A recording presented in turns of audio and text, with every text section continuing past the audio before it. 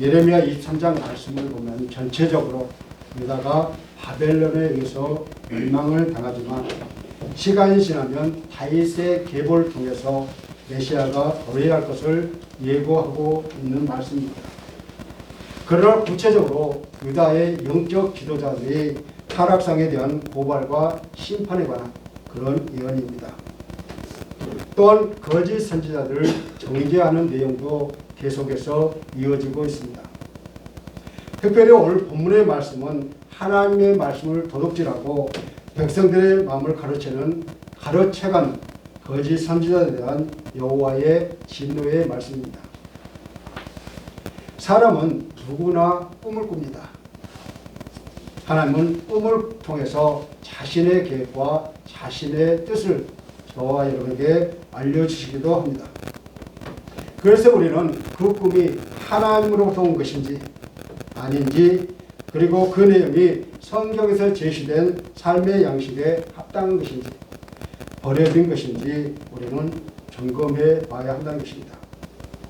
그러나 꿈꾸고 나서 그것을 해석하려고 노력하기보다는 그 시간에 성경을 읽고 묵상하고 따르는 것이 바람직하다는 것입니다.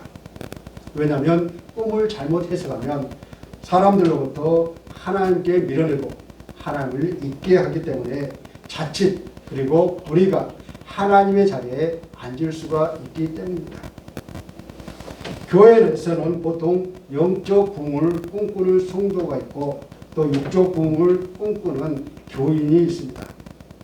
여기서 꿈꾼다는 것은 기도한다는 뜻으로 누구든지 교회에 나오면 하나님께 기도를 하고 있습니다.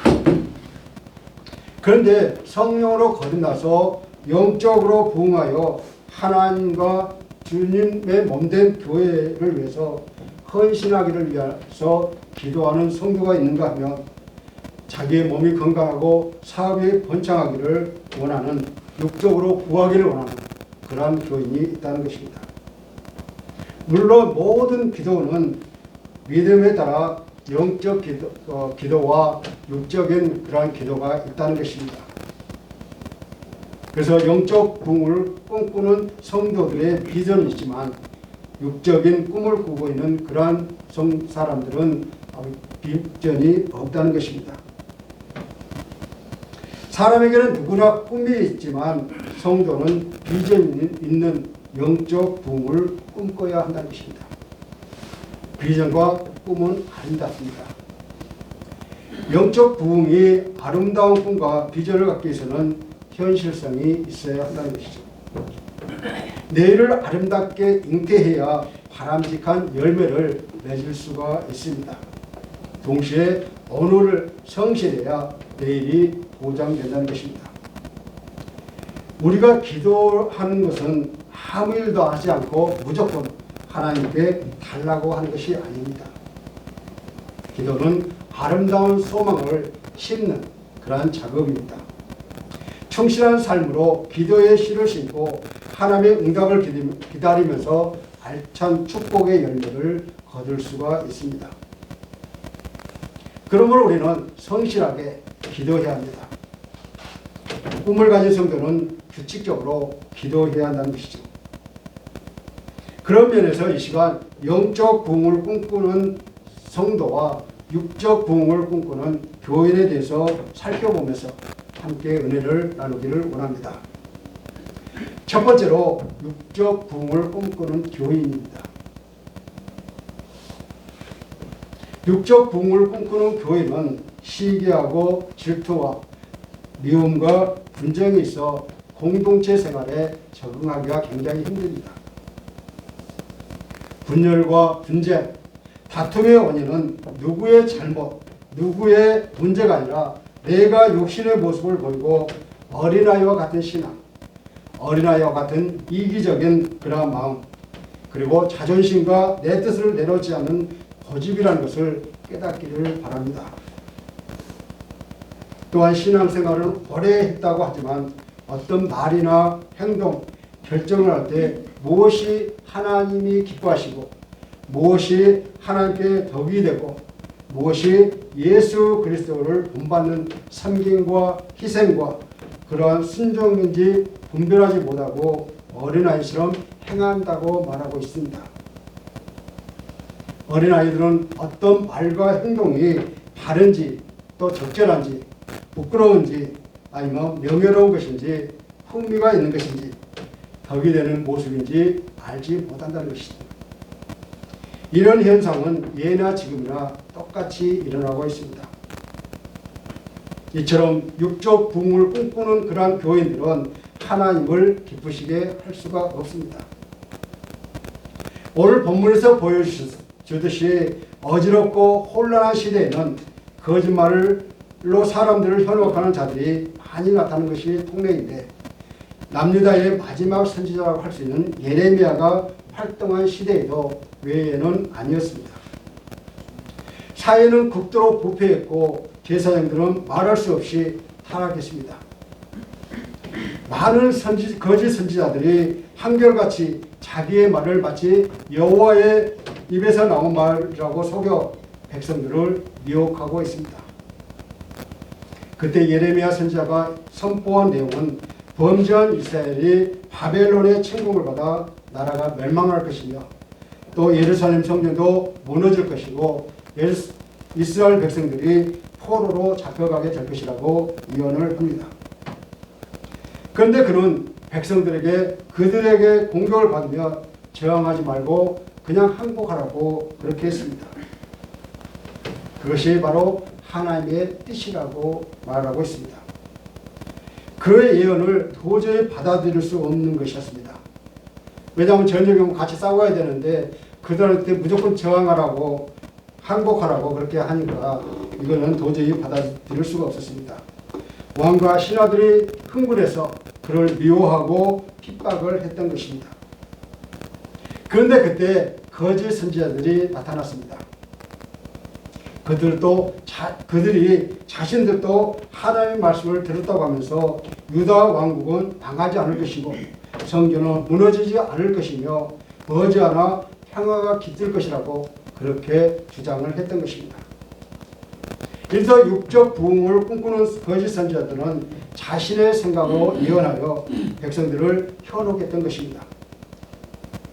왕과 제사장과 백성들이 하나님을 멸시하고 조롱했던 것입니다. 그래서 하나님은 예레미야 선지자를 통해서 본문 23절과 24절에서 이렇게 말하고 있습니다. 나는 가까운 데 있는 하나님이요 먼 데 있는 하나님이 아니냐. 사람이 내게 보이지 아니하려고 누가 자신을 은밀한 곳에 숨길 수 있겠느냐. 나는 천지에 충만하지 아니하냐라고 말씀하셨습니다. 이 질문은 예레미야 선지자를 통해서 하나님이 여호와의 말씀을 확인했습니다. 하나님은 우리가 생활하는 모든 것을 관찰하시며 섭리하시는 하나님이심을 우리에게 분명히 가르쳐주고 있습니다. 어떤 경우에도 거짓 선지자들이 하나님을 속일 수 없다는 말씀이죠. 감히 여호와 하나님의 이름으로 육적 부흥을 꿈꾸며 예언한 거짓 선지자들이 본문 25절과 26절에서 꿈을 통해서 하나님의 뜻을 알았다고 말하면서 오히려 하나님을 잊어버리도록 만들었습니다. 그들은 말씀에 근거하지 않고 하나님의 계시에 따르지 않고 자신의 몽상이나 착각으로 육적 부흥을 꿈꾸는 거짓 선지자들은 하나님을 거역하고 불순종했던 것입니다. 교회에 육적 부흥을 꿈꾸는 교인들이 더러 있습니다. 예를 들어 신천지 이단의 교리로 수많은 사람들을 유혹하여 사회를 혼란시키고 경제까지 위기에 빠뜨린 경우가 있습니다. 신천지 교주는 순전히 자신의 생각으로 육적 부흥을 꿈꾸며 유혹했지만 그런 꿈은 거짓된 꿈이 되고 말았습니다. 이런 육적 부흥을 꿈꾸는데 현혹되지 않도록 우리는 영적으로 늘 깨어 있어야 합니다. 두 번째로 영적 부흥을 꿈꾸는 성도입니다. 선지자는 자신의 생각으로 꿈을 말해서는 안 됩니다. 하나님께 부름받아 사명을 수행하는 선지자들은 하나님의 뜻에 따라 성실하게 백성들에게 하나님의 말씀을 전해야 한다는 것입니다. 하나님께서 임재하셔서 선지자들과 제사장들에게 말씀해 주시는 것을 듣고 그 말씀을 그대로 전해야 하는데 하나님께 부름받지 않고 하나님과의 교제가 없는 그런 거짓 선지자들, 영적으로 척박한 상황인데도 불구하고 자기의 마음에 있는 생각들을 마치 하나님의 말씀인 것처럼 거짓 예언을 행하고 있는 거짓 선지자들을 함께 향해서 하나님께서 이렇게 말씀하고 계십니다. 본문 27절을 다 같이 읽겠습니다. 27절입니다. 시작. 그들이 서로 꿈꾸는 것을 말하니 그 생각인즉 그들의 조상이 바알로 말미암아 내일을 잃어버린 것 같이 내 주승으로 내 이름을 잃게 하려 함이로다. 아멘. 결국 거짓 선지자의 강교와 거짓된 꿈으로 인해서 유다 왕국의 멸망이라는 비유를 겪을 수밖에 없었습니다. 여러분도 아시다시피 세상에는 꿈꾸는 사람들이 많이 있습니다. 노인도 꿈을 꾸고 장년도 꿈을 꾸며 젊은이도 꿈을 꾸고 청소년 그리고 어린아이도 꿈을 꿉니다. 제사장도 꿈을 꾸고 선지자도 꿈을 꿉니다. 그런데 여기서 명심할 것은 모든 꿈이 다 꿈이 아니고 좋은 꿈이 아니고 더군다나 하나님의 꿈이 아니라는 것입니다. 자신의 생각, 자신의 관심이나 의지, 자신의 관념을 꿈으로 꾸기도 합니다. 바알과 우상의 꿈을 꾸기도 한다는 것입니다. 사탄도 꿈을 꾸고 그것이 하나님의 꿈이라고 속입니다. 이들이 바라는 것은 하나님을 잊어버리게 하는 것입니다. 여러분, 꿈을 꾸되 우리는 올바른 꿈을 꾸어야 합니다. 꿈을 꾸되 참된 꿈을 꾸어야 합니다. 하나님께서는 예레미야 선지자를 통해 다시 여러 차례의 질문으로 말씀의 우월성을 입증하셨습니다. 이것이 질문이라기보다는 명쾌한 확인이라고 봐야 좋을 줄 믿습니다. 첫 번째 확인은 28절입니다. 28절을 다 같이 읽겠습니다.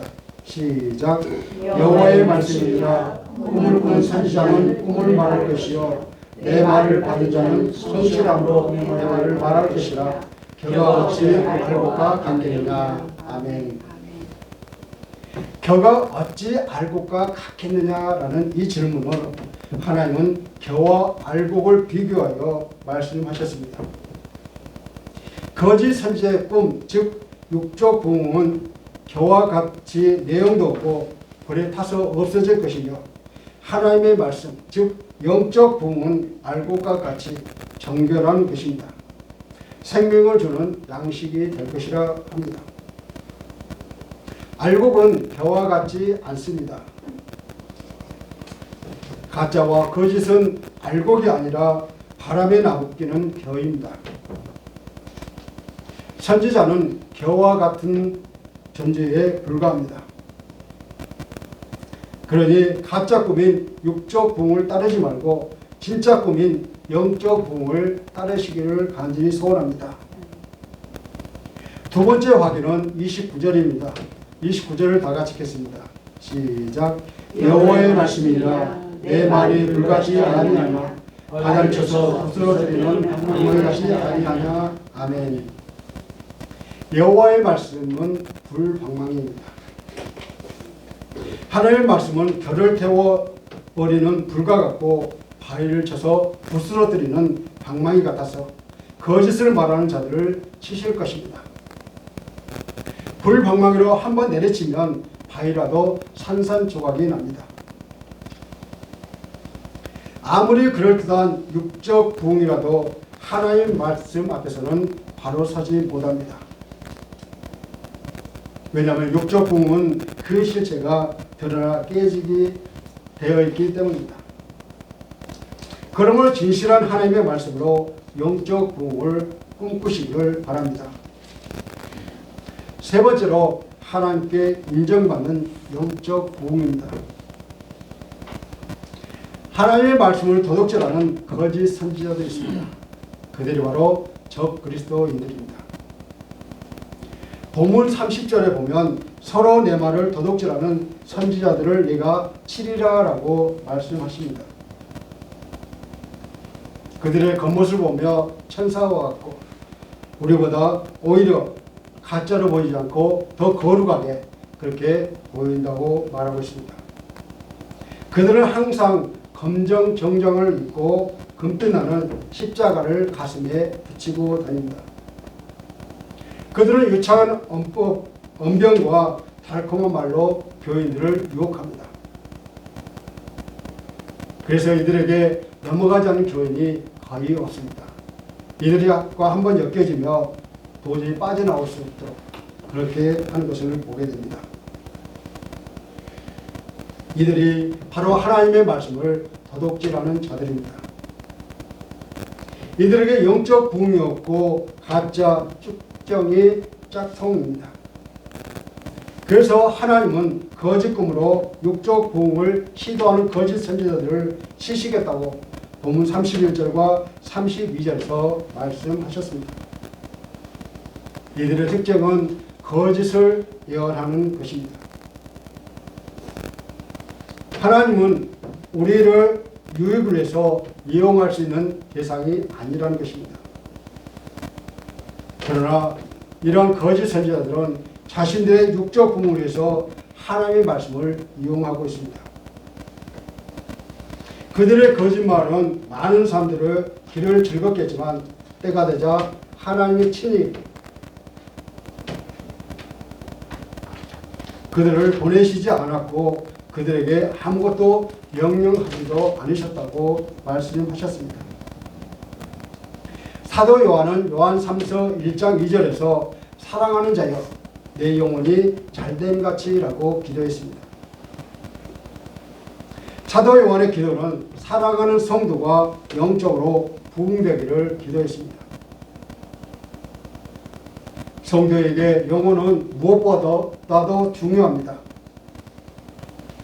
영혼은 생명이기 때문입니다. 사람에게서 영혼이 떠나면 생명을 잃게 되므로 사람이 영혼이 잘 되어야 합니다. 영혼이 잘 된다는 것은 성도의 영적 부흥을 의미합니다. 2000년 이후에 세상에는 웰빙이라는 그러한 용어가 등장합니다. 웰빙은 넓게 정의하면 행복, 삶의 만족, 질병이 없는 상태를 포괄적으로 말하고 있습니다. 한마디로 잘 먹고 잘 사는 것입니다. 그런데 우리가 명심해야 할 것은 잘 먹고 잘 살아도 영혼이 잘 되면, 즉 영적 부흥이 안 되면 안사가 화살하는 것입니다.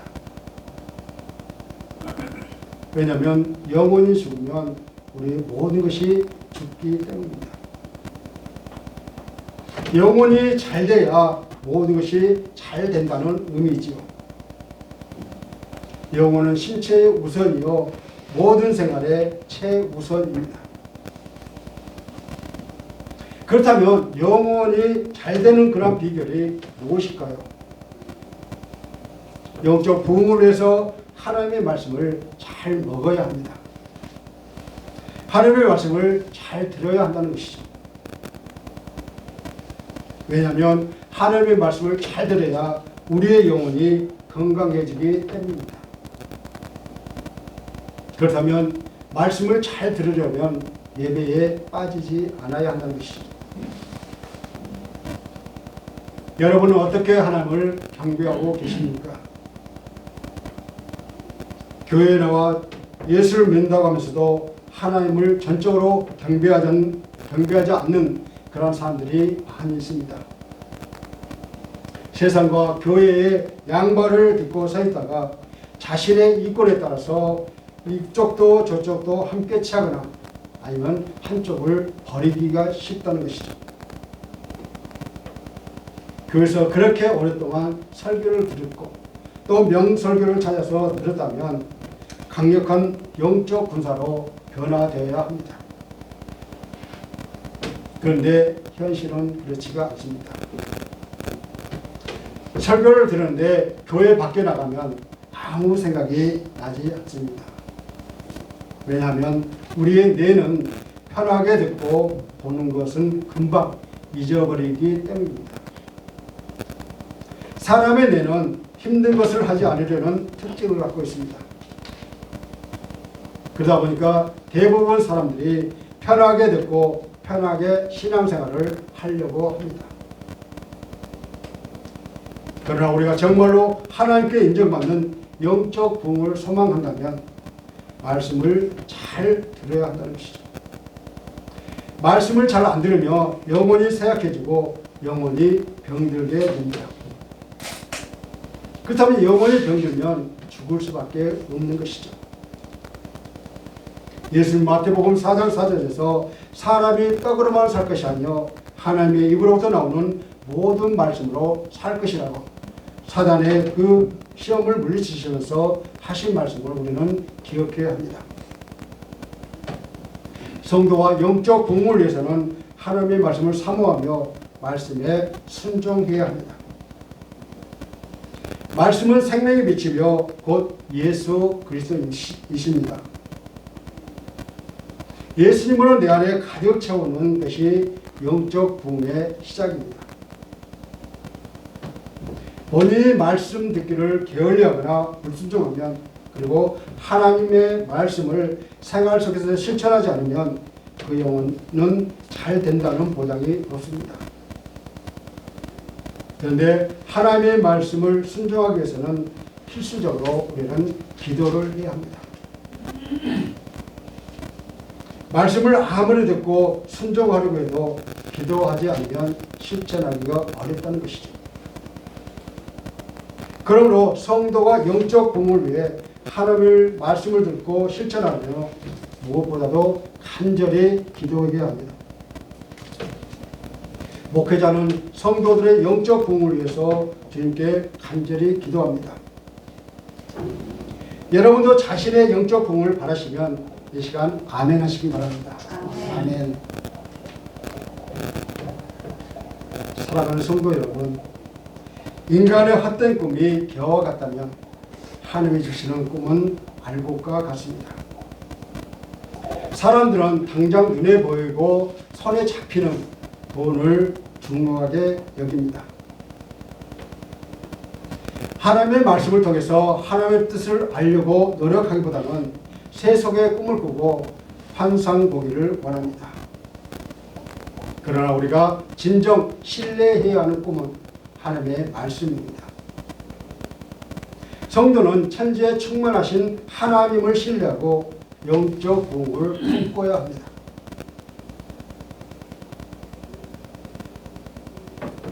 또한 성도는 육적 부흥보다 영적 부흥을 위해서 기도해야 합니다. 하나님의 눈을 피해 은밀한 곳에 자신을 숨길 수 있는 사람은 이 땅에 아무도 없습니다. 하나님은 모든 성도들의 모든 사정을 잘 알고 계시며 심지어 은밀한 것까지도 모두 보고 계신다는 사실입니다. 하나님 말씀에 근거한 영적 부흥을 통해 정정당당한 알곡 비전을 가지시는 여러분이 되시기를 주님의 이름으로 축복합니다. 말씀을 맺겠습니다. 하나님은 자신이 거리의 제한을 받지 않으시는 분심을 표현하시므로 만물과 우주를 다스리시고 통치하시기에 하늘을 피해 도망갈 수 없다는 사실을 우리에게 보여주고 있으면서 거짓을 말하는 선지자들의 잘못된 점을 지적하고 계십니다. 그들의 문제는 하나님을 제대로 알지 못하고 세상의 동일한 신으로 여기며 공간의 제약을 하나님으로 우리가 생각했다는 점입니다. 반대로 영적 부흥을 꿈꾸는 자는 하나님 말씀의 능력과 심판의 엄중함을 알 때 두려움과 경외함으로 하나님을 아는 일에 신중하며 하나님의 뜻을 전하는 데 있어서 절대로 자기의 생각을 첨가하지 않습니다. 그러므로 우리도 영적 부흥을 꿈꾸는 자들이 되어야 합니다. 성도의 영적 부흥은 영혼이 잘되고 범사가 형통하는 복을 받습니다. 아름다운 꿈과 내일의 소망을 이루어 풍요롭고 넘치는 은혜와 축복을 받는 성도가 되도록 기도하시기를 주님의 이름으로 간절히 축원합니다. 이 시간 나는 영적 부흥을 꿈꾸는 자인지 잠시 묵상하시겠습니다.